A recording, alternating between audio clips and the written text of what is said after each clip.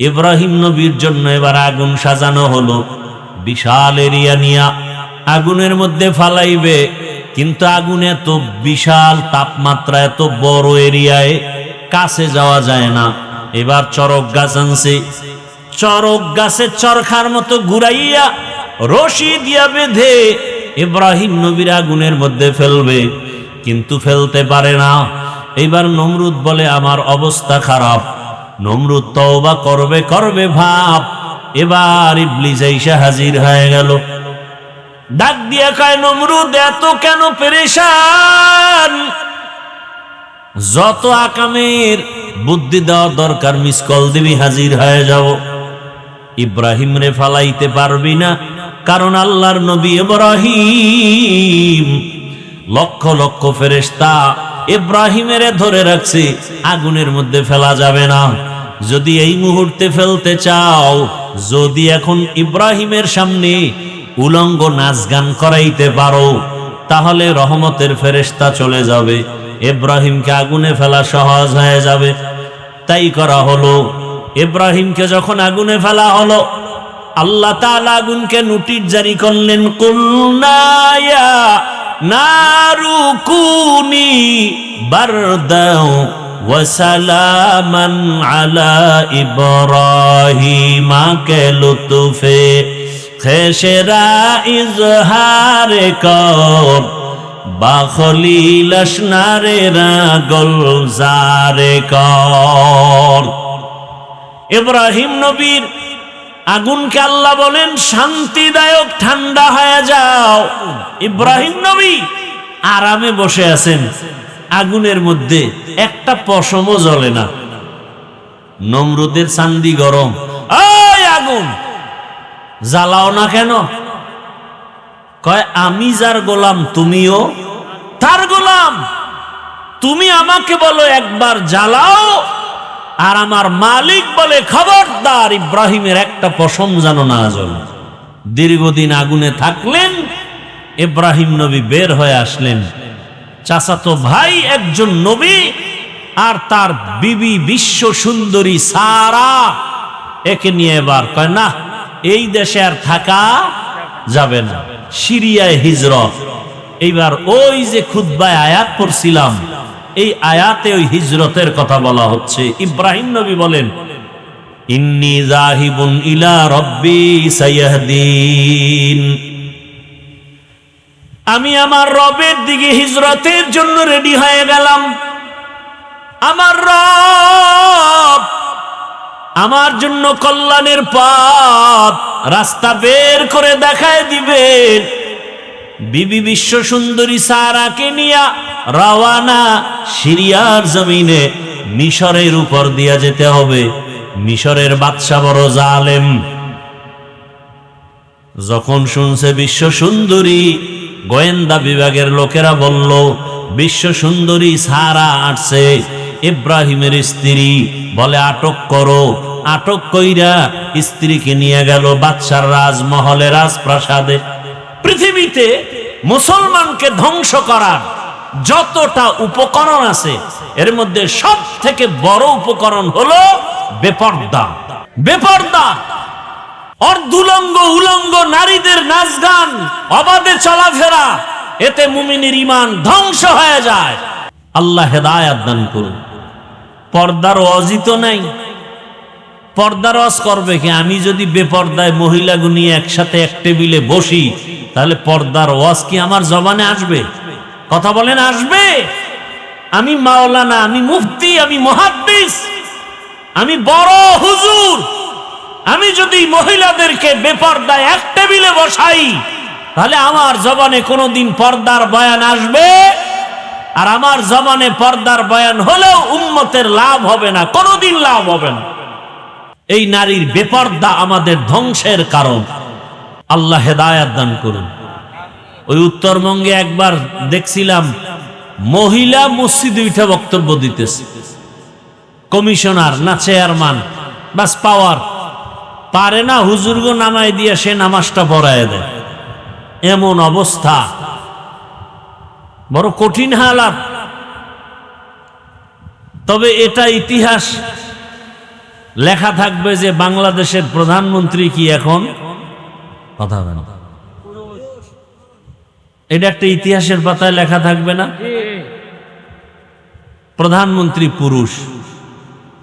কারণ রসুলের সহিহ হাদিস, যেই দেশে বারবার নারী ক্ষমতার প্রধান হবে, তসবিহ ছিঁড়ে গেলে যেমন একটার পর একটা দানা পড়তে থাকে, আসমান থেকে এরকম গজব একটার পর একটা আসতেই থাকে। আল্লাহ আমার দেশকে হেফাজত করেন, আমার জাতিকে হেফাজত করেন। ভাইরা আমার, এবার ওই জালেম সুন্দরীকে নিছে।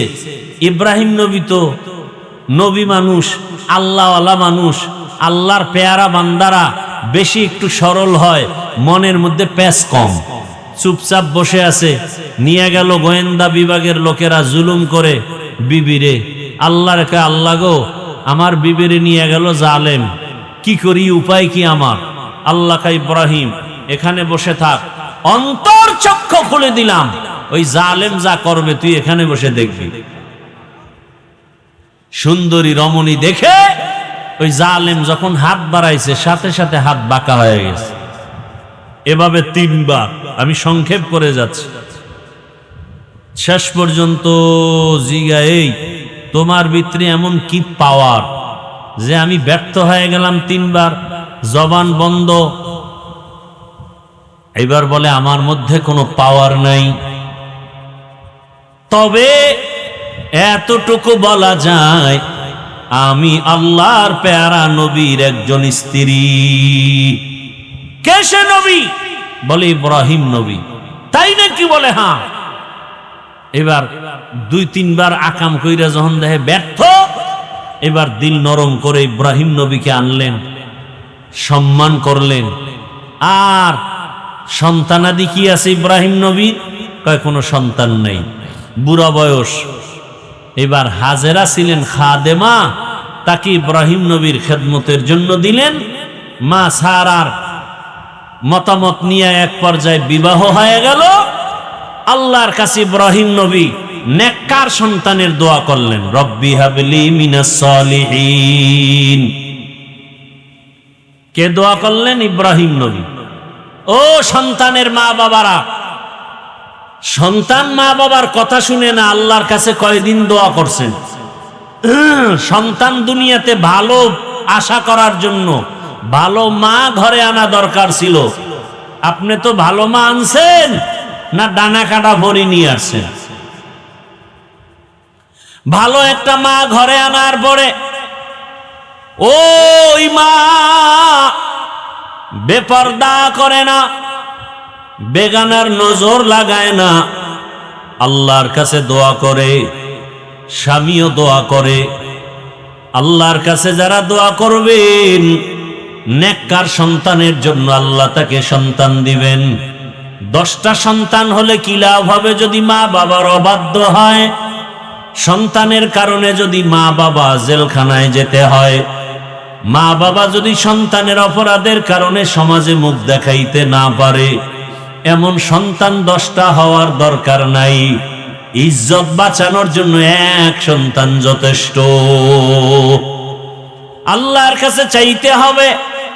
ইব্রাহিম নবী বুড়া বয়সে দোয়া করলেন, হে আল্লাহ, একটা নেককার সন্তানের ব্যবস্থা করে দেন। আল্লাহ দোয়া কবুল করে সংবাদ দিয়ে দিলেন, ফাবাশশারনাহু বিগুলামিন হালিম। আমি একটা বিচক্ষণ ধৈর্য ধারণকারীদের অন্তর্ভুক্ত একটা সন্তানের সুসংবাদ দিলাম। মা হাজেরার গর্ভে আল্লাহ সন্তান দিলেন, নাম রাখলেন কি? ইসমাইল। ইব্রাহিম নবীর এই প্রথম সন্তান ইসমাইল। এর পরের সন্তান ইসহাক। ইসহাক নবীর সন্তান ইয়াকুব। ইয়াকুব নবীর সন্তান ইউসুফ আলাইহিস সালাম। কথা বুঝেননি? ইসমাইল নবীর বংশে কোনো নবী নাই, অথচ ইসহাকের বংশে নবী নবী নবী। কিন্তু ইসমাইলের বংশে আল্লাহ এক নবী পাঠাইলেন, আখিরি জামানার পয়গম্বর। এবার বুড়া বয়সে সন্তান পাইয়া ইব্রাহিম নবী খুশি নাকি বেজার? খুশি, এমন মায়া বুড়া বয়সের সন্তানের প্রতি বড় মায়া। কিন্তু আমার আল্লাহর কঠিন পরীক্ষা। ও ইব্রাহিম, সন্তানের মায়ায় পড়িয়া আমার মায়া থেকে দূরে সরলে হবে না। বুঝতেছি তুমি কিন্তু দূরে যাইতেছো। পরীক্ষা শুরু হয়ে গেল। যেখানে বাইতুল্লাহ ওখানে ঘর নাই, জঙ্গল। নূহ নবীর প্লাবনে কিচ্ছু নাই, বাইতুল্লাহ সব শেষ। এখন আছে গাছপালা, জঙ্গল, পানি নাই, পশু পাখি নাই। ইব্রাহিম নবীকে বললেন, তোমার স্ত্রী হাজেরা ইসমাইলের নিয়ে ওখানে নির্বাসনে দাও। কেন টেন নাই? আল্লাহ অর্ডার করেছেন। কেন কেন নাই? নবী বলেন আলহামদুলিল্লাহ, আল্লাহ এটা বলছেন, মেনে নিলাম। বুঝে আসুক আর না আসুক, বর্তমান দুনিয়াতে এমনও কিছু আল্লাহর বান্দা আছে যারা যুক্তিতে না মিললে মানতে চায় না। আছে না নাই? এদের পরিণাম ফল নাস্তিকতার বেড়াজালে আবদ্ধ হয়ে যায়। আল্লাহর হুকুম আসছে পরীক্ষা। সন্তানের বিবি নিয়া মক্কার ওই জঙ্গলে হাজির। সাফা মারওয়া পাহাড়ের পার্শ্বে মক্কা নগরী, বাইতুল্লাহ দেখা যায় না, কিন্তু এখানে বাইতুল্লাহ। আল্লাহর সিদ্ধান্ত, এই ইসমাইলের ইব্রাহিম রে দিয়া বাইতুল্লাহ নতুন ভাবে নির্মাণ করাবেন। ওখানে রাইখা বিবি আর সন্তান ইসমাইল শিশু কিছু পানি দিয়া ইব্রাহিম নবী উটের পিঠে রওয়ানা। যখন যাইতেছেন, ইসমাইলের শোয়াইয়া মা হাজেরা একটা দৌড় দিছেন, গিয়া ডাক দিয়া গায়ে, স্বামী, ও আল্লাহর পয়গম্বর, এই জঙ্গলের ভিতরে আমাদের যে রাখিয়া যাইতেছেন, আপনি কোথায় যান? ইব্রাহিম নবীর কোনো আওয়াজ নাই। এই মুহূর্তে কিছু বললেও আল্লাহর হুকুমের বাইরে চলে যাবে। নিজের থেকে কিছু বলা যায় না। কেমন কঠিন পরীক্ষা চিন্তা করেন। বুড়া বয়সের সন্তান। এবার মা হাজেরা বলে, আমাদের রাখিয়া কই যান? বাড়ি। ইশারায় বলে, হ্যাঁ বাড়ি যাই, সিরিয়ার জমিন বাড়ি। বাড়িতে যাইতেছি। আমাদেরকে রাখতেছেন কেন? আপনার কোনো মনের আশা পূরণের জন্য। ইব্রাহিম নবীর জবাব নাই। সর্বশেষ মা হাজেরা ডাক দিয়া বলেন, ও পয়গম্বর, আল্লাহর হুকুম এই জন্যই কি রাখেন? আল্লাহর আদেশ। ইব্রাহিম নবী বললেন, হ্যাঁ আমার আল্লাহর আদেশ। এ কথা শোনা মাত্র হাজেরা আলাইহিস সালাম চোখের পানি ছাড়লেন আর বললেন, ও পয়গম্বর, আমার আল্লাহ যদি আদেশ করে থাকেন, আমার কোনো দাবি নাই, আপনি আমাদের জন্য দোয়া করিয়েন। ইসমাইলের মাঝে মাঝে আইসা দেখবেন, আমি হাজেরার খবর নেওয়ার প্রয়োজন নাই। এখানে পশু পাখি থাকে না, পানিও নাই। যতটুকু পানি আছে শেষ হয়ে যাবে 2-1 দিনের মধ্যে। আমি হাজেরার খবর নেওয়ার প্রয়োজন নাই। আপনার এই বয়সের সন্তান ইসমাইলের মাঝে মাঝে এসে একটু কলিজা ভরে দেখা যাইয়েন, খবর নিয়েন। এবার এই কথা বইলা মা হাজেরা আল্লাহর শরণাপন্ন হলেন। ও আল্লাহ, এই গহীন জঙ্গল, মানুষ নাই, পশু পাখি নাই। ও আল্লাহ, মেহেরবানি করে আপনি আমাদের সব আরামের ব্যবস্থা করে দিয়েন। ইজ্জতের সাথে আপনার হুকুম পালনের ব্যবস্থা করে দিয়েন। ইব্রাহিম নবী পাহাড়ের উপর উঠিয়া নিচে নাইমা আড়াল হয়ে গেলেন। ওখানে নামার পরে সন্তানেরও দেখা যায় না, হাজেরাকেও দেখা যায় না। নবী ইব্রাহিম হাত উঁচু করে মালিকের দরবারে দোয়া করলেন, রব্বানা ইন্নী আসকানতু মিন যুররিয়্যাতি বিওয়াদিন গায়রি জি যারইন ইনদা বাইতিকাল মুহাররম রব্বানা লিয়ুকিমুস সালাতা ফাজআল আফইদাতাম মিনান নাসি তাহওয়ি ইলাইহিম ওয়ারযুকহুম মিনাস সামারাত। আল্লাহর কাছে ইব্রাহিম নবী দোয়া করতে থাকলেন, ও আমার রব, আমার এই বয়সে আবার কলিজা ভরা মায়া সন্তান ইসমাঈল, আমার এই জীবনের শেষ, আমার কলিজা ভরা মায়া আমার হাজেরাকে রাখিয়া এমন জায়গায় আপনি রাখতে বলেছেন। আমি প্রশ্ন করি নাই, ও দয়ার মালিক, একটা মানুষ নাই, পশু পাখি নাই, পানি নাই, ও আল্লাহ কি হবে জানি না।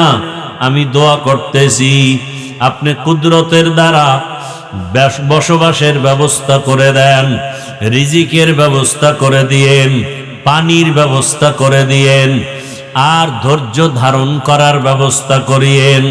আপনি যদি ওদের দেন, ওরা নামাজ আদায় করবে, আপনার শুকর আদায় করবে। ইব্রাহিম নবী দোয়া করে চলে গেলেন, এদিকে মা হাজেরা আর ইসমাইল ছাড়া কেউ নাই। পানি শেষ হয়ে গেল, একদিন, 2 দিন, 3 দিন। মা হাজেরা বাচ্চাকে দুধ দেয়, দেখি ইসমাইল একদিন পরে দুধও পায় না। মা তার জিব্বাটা ইসমাইলের মুখে দেয়, দেখে জিব্বায় কোনো পানি নাই। মা পাগলনির মতো হয়ে গেল, সন্তানের এত আকুতি। মা না খাইয়াও চায় আমার সন্তান যেন কষ্ট না পায়। একটা মায়ের অন্তরে, বাবার অন্তরে সন্তানের কি মায়া। ও পর্দার আড়ালের মা বোনেরা, কই তোমার মা, কই তোমার বাবা? যেই মা বাবা না খাইয়া তোমারে আমারে বড় বানাইছেন, আজকে ওই মাকে কবরে রাখিয়া কেমনে আরামে ঘুমাও? ওই বাবারে কবরে রাখিয়া কেমনে আরামে ঘুমাও? ওরে অনেকের সন্তান বিদেশ, মা এই যে কোরবানি আসতেছে, ওই সন্তানের চিন্তায় মা এক টুকরা গোশত মুখে দেয় না, সবাই রে গোশত পাকাইয়া খাওয়ায়। কিন্তু মায়ের অন্তরে বড় ব্যথা, বড় দুঃখ। আমার সন্তান আমার কাছে নাই, আমার সন্তানটারে কাছে পাইলে আমি কলিজা ভরে খাওয়াইতাম। ওই সন্তানটারে দূরে রাইখা মা ভালো খানা মুখে দিতে পারে না। ও আমার যুবক বাবারা, আজকে যাদের মা বাবা বেঁচে আছে, এখনো ওই রত্ন হারাইও না। এই মা বাবা হারাইয়া গেলে আর পাইবা না রে সন্তান। ওই মা বাবা তোমার জীবনের বড় ছায়া, দোয়া দিও। ওরে বাবার সাথে যদি গোপনে অন্যায় করো, দোয়া চাইও। বাবার কাছে গিয়া বলিও, বাবা আমারে মাফ করে দাও। ওরে বাবার কাছে যদি ক্ষমা চাইতে পারো, বাবার চোখের পানি ধরে রাখতে পারবে না। মায়ের কাছে গিয়া ক্ষমা চাইও, মায়ের কষ্ট দিও না রে বাবা। ওই মা বাবার চোখের পানি আরশে আজিমে চলে যাবে। ও যুবকেরা, এই বয়সে মায়ের কত কাঁদাইছো, বাবারে কত কাঁদাইছো। এখনো সময় আছে, পায়ে হাত রেখে বলি তওবা করো আর গুনাহ ছাড়ো। মা বাবার দোয়া নিয়ে সামনে আগাও। মায়ের কলিজা ফেটে যায়, ইসমাইলের মুখে পানি নাই, দুধও নাই, জিহ্বা দেয় শুকায় দেয়। মা হাজেরা পাগলের মতো ডানে তাকায়, বামে তাকায়। হঠাৎ তাকায় দেখে সফা পাহাড়ে পানির মতো দেখা যায়।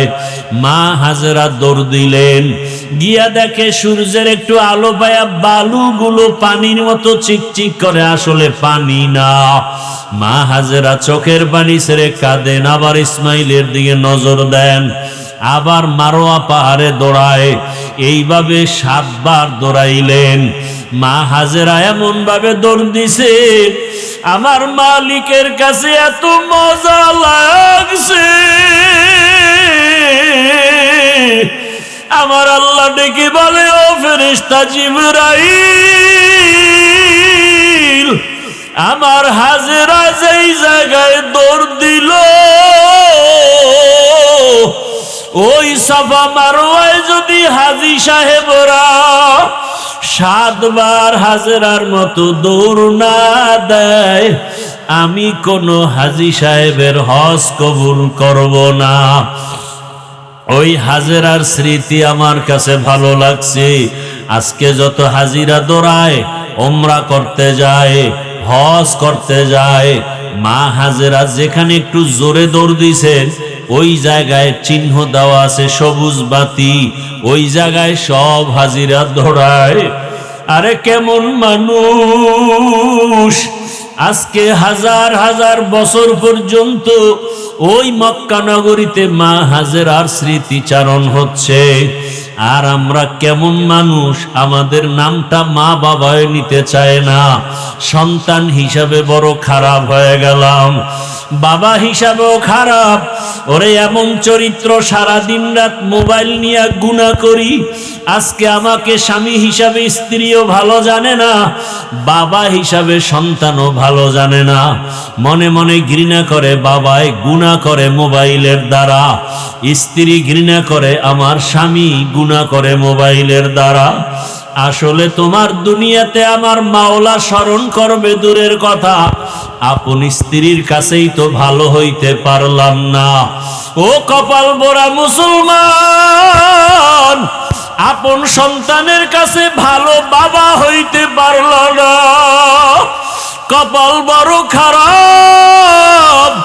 ওরে আপন সন্তানের কাছে আদর্শ বাবা হইতে পারি নাই, আপন ছাত্রের কাছে আদর্শ শিক্ষক হইতে পারি নাই, আপন মুসল্লিদের কাছে আদর্শ ইমাম হতে পারি নাই, আদর্শ স্বামী হতে পারি নাই। আমার কপাল এত খারাপ হয়ে গেল। ওরে আদর্শ বাবা হইয়া যদি কবরে যেতে পারতাম, কলিজা দিয়া সন্তান দোয়া করত। স্ত্রীর কাছে আদর্শ স্বামী যদি হতে পারতাম, আমার স্ত্রী কলিজা ভরে দোয়া করত। ছাত্রদের কাছে যদি আদর্শ শিক্ষক হতে পারতাম, ছাত্ররা কলিজা ভরে দোয়া করত। জনগণের কাছে যদি আদর্শ প্রতিনিধি হতে পারতাম, জনগণ মরিয়া গেল দোয়া করত। লোকটা বড় সৎ ছিল, কোনোদিন মিথ্যা বলে নাই, জনগণের ক্ষতি করে নাই। মানুষই হইতে পারলাম না। ও আল্লাহর বান্দারা, চক্ষু দুইটা বন্ধ করে চিন্তা করেন, আদর্শ বাবা কি হইতে পারছেন? আদর্শ মা কি হইতে পারলেন? আদর্শ স্ত্রী হইতে পারলেন কিনা?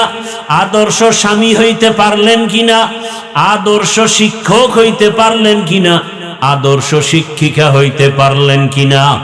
আদর্শ ইমাম হইতে পারলেন কিনা? আদর্শ মুসল্লি হইতে পারলাম কিনা? নিজে নিজে চিন্তা করিয়া তারপরে মাওলার কবরের দিকে রওনা হয়ে যাই। কোন দিন মরণ হবে জানা নাই। মা হাজেরা দৌড়ায়, সন্তানের পেরেশানি, চোখে পানি। হঠাৎ করে গাইবি আওয়াজ, কে যেন ডাক দিছে হাজেরা, কে যেন আস্তে করে শব্দে আওয়াজ দেয় হাজেরা। মা হাজেরা কান সজাগ, কোথার থেকে ডাক আসতেছে জানা নাই। মা হাজেরা নজর করে দেখে, আজকে যেখানে বাইতুল্লাহ আমার আল্লাহর ঘর, ওই বাইতুল্লাহ তখন ছিল না, নিশ্চিহ্ন। ওই জায়গার থেকে একটু আওয়াজ, মানুষের সুরাতে একজনে দাঁড়ায় দাঁড়ায় ডাকতেছে। তিনি ছিলেন জিবরাইল ফেরেশতা। মা হাজেরা দৌড়ায় আর কয়, কে? বলে আমার ইসমাইল। আমি আমার ইসমাইলের জন্য পাগল, আপনি কি একটু সহযোগিতা করবেন? আমার মাওলা কি দেখে না? জিবরাইল আলাইহিস সালাম তার পাখা দিয়া বাড়ি মারলেন। ইসমাইল নবীর পায়ের গোড়ালি দিয়া পানির ফোয়ারা বের হয়ে গেল। মা হাজেরা পাথর দিয়া আটকাইয়া বললেন, জমজম, হে পানি থাম থাম। ওই পানি আজও পর্যন্ত চলে। হাজার হাজার কোটি মিলিয়ন ট্রিলিয়ন বিলিয়ন লিটার পানি হাজি সাবরা নেয়, কমেও না বাড়েও না। নবীজিকে সাহাবায়ে কেরাম জিজ্ঞাসা করছিলেন, ইয়া রাসূলুল্লাহ, এই জমজম পানি বাড়েও না কমেও না, এত পানি হাজি সাবরা নেয়, এই জমজম কূপের নিচটা কোথায় লাগানো? নবী বলেন এই জমজমের নিচের সম্পর্ক হাউজে কাউসারের সাথে লাগানো। এই জমজমের পানি বড় বরকতের পানি। এই পানি বসে পান করো বাধা নাই, দাঁড়ায় পান করো বাধা নাই। যে কোনো রোগের নিয়তে পান করো আর দোয়া করো, আল্লাহুম্মা ইন্না নাসআলুকা ইলমান নাফিআ ওয়া রিজকান ওয়াসিআ ওয়া শিফাআম মিন কুল্লি দা। পানি পান করলে মানুষের পিপাসা নিবারণ হয়, ক্ষুধা নিবারণ হয় না। জমজম পানি এমন বরকতের পানি, যেই পানি পান করলে শরীরের পিপাসা, পেটের ক্ষুধাও নিবারণ হয়ে যায়, শরীরে শক্তি পর্যন্ত বেড়ে যায়, দুর্বলতা কেটে যায়। এমন বরকতের পানি ইসমাইল নবীর কারণে আল্লাহ দান করলেন। মা হাজেরা পানি পান করলেন, বাচ্চাকেও পান করালেন, ক্ষুধা নিবারণ হয়ে গেল।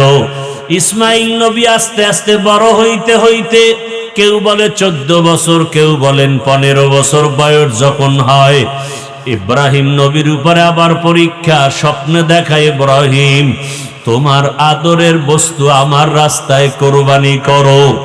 এইভাবে ইব্রাহিম নবী 3 দিন স্বপ্ন দেখলেন, 100 উট কোরবানি করলেন। সর্বশেষ যখন একই স্বপ্ন দেখলেন, ইব্রাহিম নবী বুঝতে পারলেন আমার কলিজার আপন ইসমাইল ছাড়া কেউ নাই। আল্লাহর হুকুম আসছে তাকে জবাই করার জন্য। আর দেরি নাই, এবার ছুরি আর রশি নিয়া ইসমাইলের জবাই করার জন্য রওনা বাইতুল্লাহর কাছে।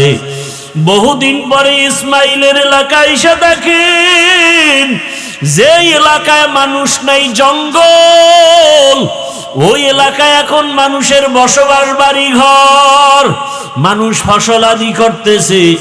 ইসমাইল মাঠে খেলাধুলা করে। নবী তো চিনতে পারেন না, দেখে অন্য বাচ্চারাও খেলে। ইব্রাহিম নবী ডাক দিয়ে কয়, ও আমার এলাকার মানুষ, তোমরা জানোনি এখানে ইসমাইল নামের একটা সন্তান আছে, মায়ের ঘরে থাকে? বলে হ্যাঁ। ওর ঘরটা কোথায়? বলে ওই কিনারায়। ইব্রাহিম নবী চলে গেলেন, গিয়া দেখে ঘরের মধ্যে ইসমাইল নাই, খেলতেছে। ইব্রাহিম নবী তালাশ করিয়া ডাক যে, বাবা আয়। ইসমাইলের যখন ডাকি, ইসমাইল আসে না, চিনে নাই নি আমার বাবা। ইসমাইলের নিয়ে ঘরে গিয়া দেখে হাজেরার কান্না, সন্তানের কান্না, বহু বছরের বিরহের বেদনা, কলিজা ভরা মোহাব্বতের কান্না। ইব্রাহিম নবী চিন্তা করলেন, ভালোবাসার কারণে আবার না জানি আল্লাহ বেজার হয়ে যায়। মা হাজেরাকে হেকমতে বললেন, ইসমাইলের সাজাইয়া দাও কোরবানি করার জন্য। আরে দাওয়াতে যাব, মালিকের দাওয়াত। মা হাজেরা ভাবলেন দুনিয়ার কোন মালিকের দাওয়াত, জবাই করার কথা বলেন নাই। মা হাজেরা ইসমাইলের সুন্দরভাবে গোসল করায়া সাজাইয়া যখন বাবার হাতে তুলে দিলেন, মা হাজেরা বিদায় দিয়া দরজার কিনারায় দাঁড়ানো। ইব্রাহিম নবী হাঁটেন, ইসমাইল পেছনে হাঁটতেছেন। ইসমাইল নবী যাচ্ছেন বাবার সাথে দাওয়াতে। বাবা ইব্রাহিমের হাতে যে তরবারি, ছুরি আছে, ইসমাইল জানে না, হাজেরাও জানে না। ইবলিসের মাথা গরম হয়ে গেল, শয়তান ধোঁকা দেওয়ার জন্য ইসমাইলের কাছে গেল। ইব্রাহিম নবীরে ধোঁকা দিল, পাথর মারল। দুইজনে পাথর মারার কারণে আল্লাহ তাআলা আইন করে দিলেন, কিয়ামত পর্যন্ত ইব্রাহিম আর ইসমাইল যেখানে পাথর মারছে, হাজী সাহেবদেরও পাথর মারতে হবে, না হয় হজ কবুল করা হবে না। এইভাবে করে করে যখন মিনা বাজারে চলে গেল, কোরবানি দেওয়ার জায়গা যেখানে এখন হাজী সাহেবরা কোরবানি দেয়, ওখানে নিয়া ইব্রাহিম নবী ভাবলেন, আমার সন্তানটা কেমন আল্লাহর মোহাব্বতের একটু পরীক্ষা করি। ইব্রাহিম নবী বললেন, ইন্নী আরাফিল মানাম আন্নী আজবাহুকা ফানজুর মাজা তারা। ও বাবা ইসমাইল, আমি স্বপ্ন দেখলাম তোমাকে জবাই করতেছি, বলো তোমার কি মতামত।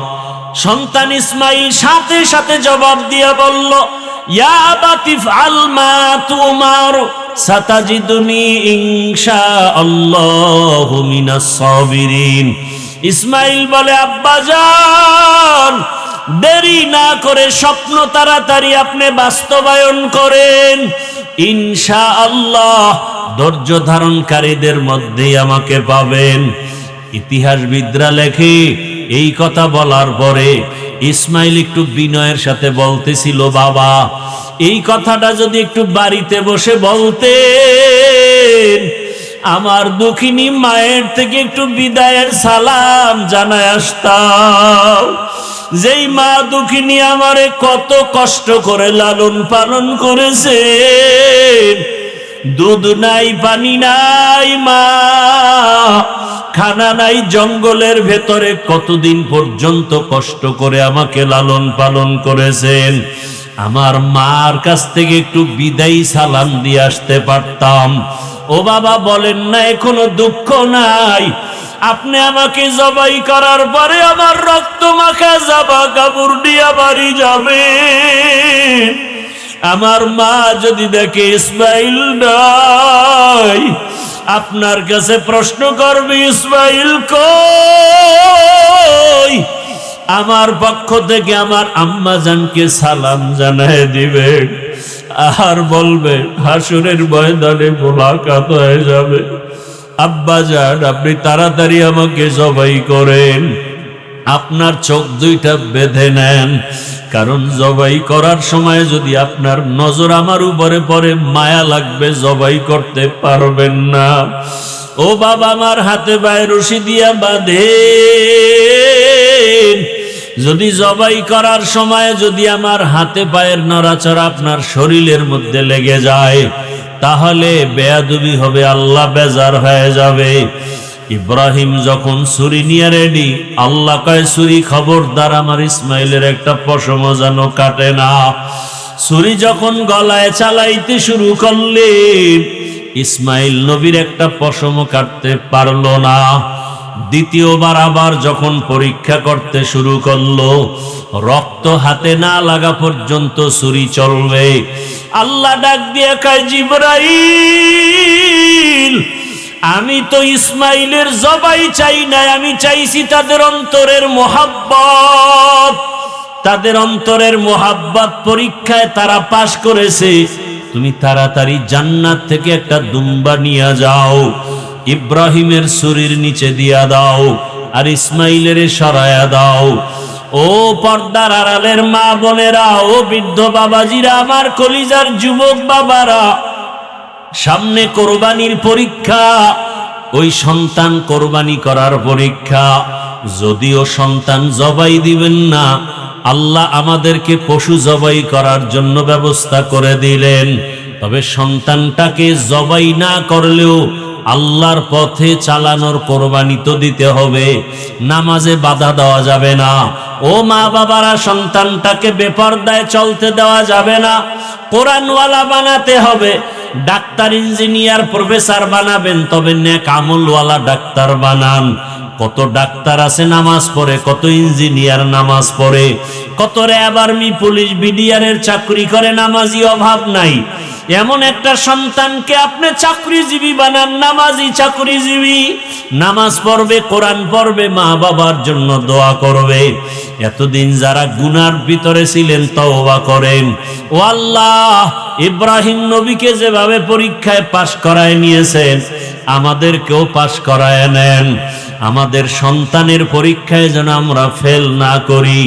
ও যুবক বাবারা, তওবা করো, আর দাড়ি কাটবা না, নামাজ ছাড়বা না, বেপরদায় চলবা না। ইসমাইল নবীর মতো আল্লাহর হুকুমের সামনে নিজেকে কোরবান করে দাও। মরিয়া গেল, দাড়ি কাটবো না, নামাজ ছাড়বো না, মোবাইলে গুনাহ করব না। ইব্রাহিম নবীর মতো বৃদ্ধ বাবাজিরাও তৈরি হয়ে যান, আল্লাহর হুকুমের সামনে আর কোনোদিন আমি বিরোধিতা করব না। মা হাজেরার মতো মা বোনেরাও তৈরি হয়ে যান। হাজেরা যেমন ইসমাইলকে আল্লাহর রাস্তায় কোরবানি দিতে একটু প্রশ্ন করেন নাই, বরং শুকর আদায় করেছেন। আপনারাও সন্তানটাকে আল্লাহর পথে চালান। ডাক্তার হবে নামাজি ডাক্তার, নামাজ পড়নেওয়ালা ইঞ্জিনিয়ার, নামাজ পড়নেওয়ালা একজন প্রফেসর। আল্লাহ সবাইকে তৌফিক দান করেন, আমিন। আলহামদুলিল্লাহি রাব্বিল আলামিন, ওয়াসসালাতু ওয়াসসালামু আলা সাইয়্যিদিল আমবিয়া ওয়াল মুরসালিন ওয়া আলা আলিহি ওয়া আসহাবিহি আজমাইন ইয়া আরহামার রাহিমিন ইয়া আরহামার রাহিমিন ইয়া আরহামার রাহিমিন রব্বিরহামহুমা কামা রব্বায়ানি সগীরা আল্লাহুম্মা ইন্নাকা আফুউন কারীম তুহিব্বুল আফওয়া ফা'ফু আন্না আল্লাহুম্মা ইন্না নাসআলুকা রিযাকা ওয়াল জান্নাহ ওয়া নাউযু বিকা মিন সাখাতিকা ওয়ান নার। ও দয়ার মালিক, গুনাহের বোঝা নিয়ে আপনার দরওয়াজায় হাজির। আয় আল্লাহ তাআলা, আমরা সবাই গুনাহগার, মেহেরবানি করে আমাদের গুনাহমুক্ত জীবন দান করেন, আমাদের নেক আমল কবুল করে নেন। আয় আল্লাহ, হাতের গুনাহ, জবানের গুনাহ, চোখের গুনাহ, অন্তরের গুনাহ মাফ করে দেন, মোবাইলের গুনাহ থেকে হেফাজত করেন আল্লাহ, জাহান্নামের ভয় অন্তরে ঢুকায়া দেন। আয় আল্লাহ, আমাদের সন্তান, আমাদের পরিবার দ্বীনের উপরে মজবুত করে দেন। আমার গুনার কারণে আমার স্ত্রী আপনার পথে নাই, আমার গুনার কারণে সন্তান হেদায়েতের পথে নাই, আমার গুনার কারণে আমার আত্মীয় স্বজন হেদায়েতের পথে নাই, আমার গুনার কারণে আমার ছাত্ররা হেদায়েতের লাইনে নাই, আমার গুনার কারণে উম্মতেরা হেদায়েতের পথে নাই। ও আল্লাহ, আমাকে গুনাহমুক্ত করে দেন আল্লাহ। আয় আল্লাহ, গুনার কারণে দিলটা পাথর, চোখে বাড়ি নাই। আয় আল্লাহ, কুদরতের নজর দিয়ে দেখি এই মজলিসে কার চোখে পানি, কে গুনার কারণে কাঁদে, কে বাবাকে হারায়া কাঁদে, কে মাকে হারায়া কাঁদে। ও আল্লাহ, কে জানি বাইতুল্লাহ ধরার জন্য কাঁদে, কে যেন নবীর রওজায় সালাম দেওয়ার জন্য কাঁদে। আপনার কত আশেকেরা বাইতুল্লাহ ধইরা ধইরা লাব্বাইকের আওয়াজ দেয়। আয় আল্লাহ, কত আশেকরা নবীর রওজায় গিয়া সালাম জানায়। ওরে কত মোহাব্বতের বন্ধুরা গিয়া মেসেজ দিছে, হাফিজ ভাই, আমরা মদিনার রওজায় নবীর কাছে সালাম দিয়েছি। কেউ বাইতুল্লাহ গিয়া বলে, ভাইজান, আমরা বাইতুল্লাহ লাব্বাইকের আওয়াজ দিয়েছি। ও আল্লাহ, আমাদেরকে কি দিবা না? আয় আল্লাহ, বাইতুল্লাহ ধইরা কি লাব্বাইক বলার ব্যবস্থা করে দিবা না? রসুলের রওজায় গিয়া সালাম দিতে বারবার মনে চায়। আয় আল্লাহ, যারা গেছে, যারা যাবেন, সবাইকে হজ্জে মাবরুর নসিব করেন। হাতের গুনাহ, জবানের গুনাহ, চোখের গুনাহ, অন্তরের গুনাহ, কানের গুনাহ থেকে হজকে কবুল করে নেন। আয় আল্লাহ, যারা যেতে পারি নাই, আয় আল্লাহ, কুদরতের দ্বারা ব্যবস্থা করে দেন। ঘুমের মধ্যে রসুলের সাথে মোলাকাত করায় দেন। সর্বাবস্থায় ওযুর সাথে থাকার তৌফিক দান করেন। ওযু অবস্থায় ঘুমানোর তৌফিক দান করেন। আয় আল্লাহ, দরুদের আমল করতে করতে ঘুমানোর তৌফিক দান করেন। জিকিরের আমল করতে করতে ঘুমানোর তৌফিক দান করেন। 5 ওয়াক্ত নামাজ বা জামাত আদায়ের তৌফিক দান করেন। আয় আল্লাহ, মাদ্রাসা মসজিদ কবুল করে নেন। আয় আল্লাহ, ওস্তাদ, ছাত্র কমিটি, মুহিব্বিন, মুতাআল্লিকিনদের কবুল করে নেন। আয় আল্লাহ, অনেক ঋণের বোঝা মাথায়,